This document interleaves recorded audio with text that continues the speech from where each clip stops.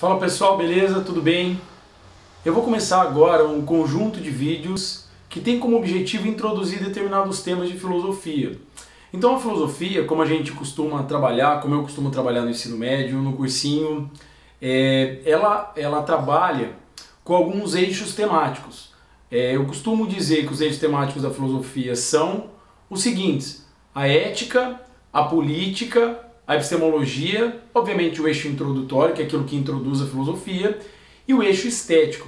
Tem mais, tem a filosofia da ciência, tem a filosofia da linguagem, mas basicamente a gente pode resumir a filosofia nesses eixos.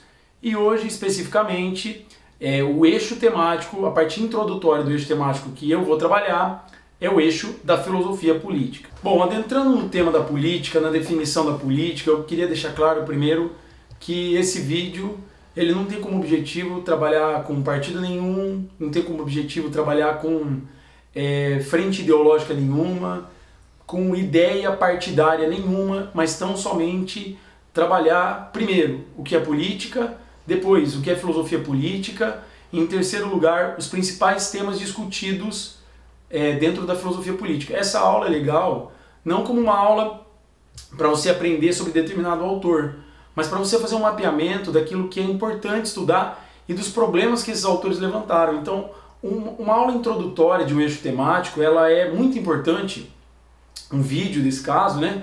É muito importante porque se a gente pegar Aristóteles, Platão, Maquiavel, Habermas, que são autores importantes para a política, eles são inseridos em um determinado contexto e trabalham e abordam determinados problemas. Você sabendo desses problemas, o que na história do pensamento esses problemas representam, você consegue, de repente, compreender o autor a partir dos problemas. Vamos lembrar que filosofia se compreende majoritariamente a partir dos problemas que ela aborda. Bom, entrando no tema da política, da definição da política, existe um autor da história da filosofia, da história, chamado Norberto Bobbio, que ele tem um dicionário chamado Dicionário de Política, não é dicionário de filosofia política, dicionário de política.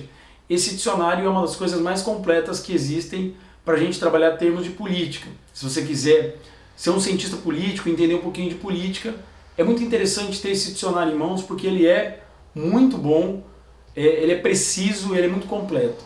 O Norberto Bobbio, nesse dicionário, ele define política como aquilo que é referente a duas coisas, ao público e à cidade. Então, definição básica de política.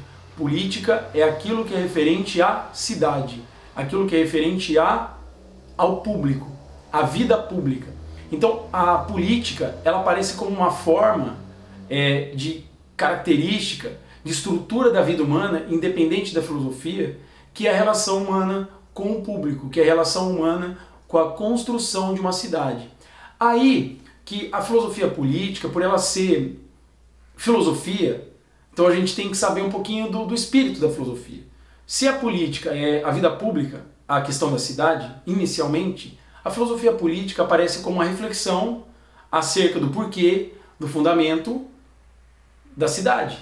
Do porquê que o homem vive em sociedade, porquê que o homem se relaciona com o público, certo? Então a filosofia, ela sempre vai ser a reflexão acerca da base, do fundamento, do porquê das coisas.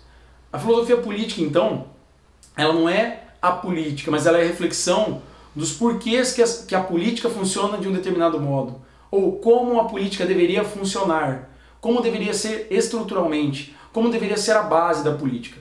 E o primeiro autor a trabalhar, a fazer um tratado de política, né? Antes disso a gente só tinha alguns lampejos, algumas coisas menores. O primeiro autor a trabalhar uma obra que é um tratado de política é o Aristóteles, tá? De filosofia política. Muito embora o Platão tenha se concentrado em uma obra chamada República, que é uma obra extensa pra caramba, com 10 capítulos, que são livros, em que o Platão se dedica à construção da cidade ideal, o primeiro tratado, chamado Política, onde o Aristóteles vai se debruçar em formas de governo, em estruturas de poder, é o Aristóteles que escreveu a obra A Política. Portanto, a gente pode chamar essa obra do Aristóteles de primeiro tratado de filosofia política, tentando entender a natureza do Estado, as formas de poder, as formas de governo, tamanha importância dessa obra para a história da filosofia. É óbvio que eu não estou pedindo para vocês, dizendo para vocês lerem essa obra, mas entender que essa obra é um marco na história do pensamento humano referente à filosofia política é muito importante para saber um pouquinho e dar uma mapeada na história da filosofia, certo? Além disso, um outro tema muito importante, muito interessante para a gente abordar a política e posteriormente a filosofia política é o tema do poder. Poder se define basicamente, de maneira geral, como a capacidade de influenciar, de interferir, de exercer uma influência sobre outras coisas, outras pessoas ou outros indivíduos. Então, quando eu digo que eu tenho um poder sobre vocês, não significa que eu mando em vocês. Significa que aquilo que eu falo aqui nesse vídeo, no momento em que você assiste, reverbera de algum modo, interfere de algum modo. Você escuta e absorve de algum modo. Você percebe de um modo e esse modo de você perceber interfere naquilo que você faz, naquilo que você pensa, no modo como você estuda. E olha que interessante, o poder é uma coisa tão legal que ele se define e ele se escora na noção de força. E a força, ela pode ser uma força física, ela pode ser uma força psicológica, e ela pode se manifestar de vários modos, né? de modos diversos. Então, por exemplo, quando eu explico esse vídeo aqui, eu exerço um poder sobre você, e a minha força é a força argumentativa, é a força da autoridade, é a força do dicionário do Bobbio, e assim por diante. Mas você também tem o poder de pegar e comentar nesse vídeo e dizer, olha, não gostei, gostei, foi legal, obrigado, grava tal coisa, faz tal coisa, e você vai direcionar o meu trabalho, você vai interferir naquilo que eu estou trabalhando. Eu tenho um planejamento. Você pode mudar um pouco o meu planejamento, ou mudar completamente o meu planejamento, a partir do momento que você estiver assistindo esse vídeo e olhar para ele e disser, ó, eu vou fazer um comentário aqui, vou fazer uma crítica a esse vídeo. Ou seja, o poder, ele é mais do que uma coisa, ele é uma relação, certo? Então, nesse aspecto, a política, mesmo que ela seja uma coisa referente ao Estado, à cidade, ao público, se a gente pensar na política muito mais como uma coisa humana, uma propensão própria do ser humano, a política ela atua em todos os âmbitos da nossa vida, quer nós queiramos ou não. Em que sentido? No sentido de que a política ela é algo referente à cidade, mas ela é também uma relação de poder. E uma relação de poder está em todos os lugares, com todos os seres humanos. Quando você arruma um emprego, uma relação de poder. Quando você arruma um namorado, uma namorada, uma relação de poder. Quando você está na casa dos seus pais, uma relação de poder. Quando você casa, uma relação de poder. Ou seja, tudo é uma relação de poder. Você assistindo esse vídeo aqui é uma relação de poder. Se você come carne ou não é uma relação de poder.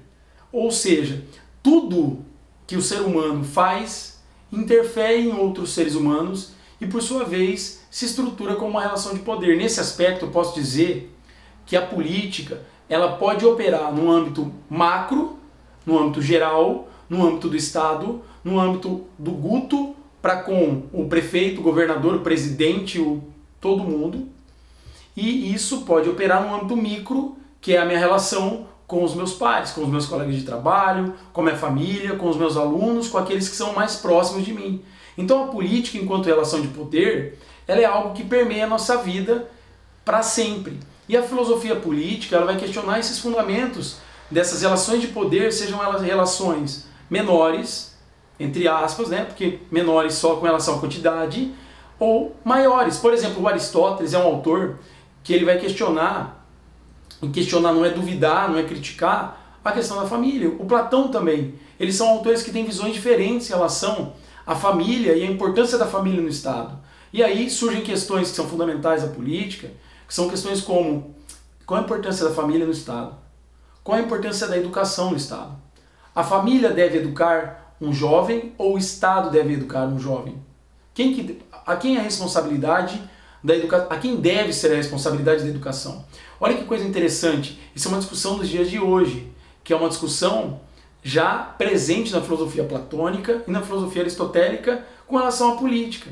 Uma outra coisa interessante para a gente pensar na política é a relação entre ética e política, que é algo muito importante, que permeia a filosofia do Platão e do Aristóteles. Eles acham que ética e política são ciências, são modalidades do conhecimento humano que são inseparáveis, indissociáveis. No período medieval, essa coisa continua, e só com Maquiavel que há uma ruptura dessa ideia de ética e política como sendo algo indissociáveis. Então, um outro tema, além do tema do poder, é muito importante para a política, é a relação entre ética e política. Outra coisa também que nos ajuda a entender a filosofia política são as formas de governo e as organizações da cidade, do Estado ou da cidade-estado, na Grécia Antiga, por exemplo. Então, se a gente pensar no Aristóteles, o Aristóteles ele foi o cara que escreveu sobre as várias formas de governo presentes dentro do Estado, dentro de uma cidade-estado, por exemplo, aristocracia, monarquia, tirania, democracia, república. O Maquiavel pensou em república também. E aí essas questões elas vão se desmembrando, abrindo, até o ponto da gente discutir, por exemplo, coisas como democracia. Qual é o papel da cidadania dentro de uma democracia? Existe diferença entre cidadania ativa e cidadania passiva? Existem formas de ser cidadão? Ser cidadão é só votar? Eu votei a cada 2 anos, sou cidadão? Ou não? Eu uso máscara na época da pandemia, sou cidadão? Ou não? Além disso, a cidadania ela nos ajuda a refletir a modalidade de democracia pela qual a gente vive. Olha que coisa interessante. O Brasil é um país democrático. Mas que forma de democracia que nós estamos falando? Nós estamos falando de uma democracia formal ou substancial? Existe diferença. Nos próximos vídeos, na sequência, eu vou fazer alguns fragmentos menores do que esse, abordando a diferença entre cidadanias, entre democracias, entre formas de governo. A partir da era moderna, surge a tríade lá, né? Tem mais, mas são os 3 principais, Hobbes, Locke e Rousseau, que são autores da filosofia política que defendem monarquia, liberalismo, social-democracia.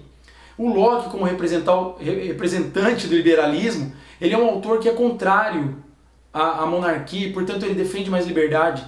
Depois do Locke, surgem teorias políticas que vão ser mais a favor da liberdade, de um modo diferente, que vão pensar na relação entre Estado e liberdade individual. A liberdade ela deve ser antes coletiva ou antes individual? Antes individual ou depois coletiva? Entende? Esses problemas são aqueles que, a partir da era moderna, vão se desmembrando e que hoje são problemas que a diferenciação entre esquerda e direita, liberal e conservador, que são importantes sim para a filosofia política, mas aquilo que é mais importante para a filosofia política é estudar a relação de poder e o fundamento da sociedade. Seja ela uma cidade-estado, seja ela uma polis, seja ela um estado teocrático, seja ela um estado democrático, monárquico. A ideia da filosofia, de maneira geral, é estudar o porquê e como se dá essa relação de poder. Então, para ficar claro, para ficar simples, filosofia política não é política. Filosofia política é o estudo de como, por que se dá as relações de poder. Seja elas em âmbito mais individual, mais micro, seja elas em âmbito mais macro, ou seja, em âmbito mais geral, em âmbito mais coletivo. Beleza? Espero poder ter ajudado vocês com esses problemas. Tem bastante coisa, não quero me alongar. Valeu, falou!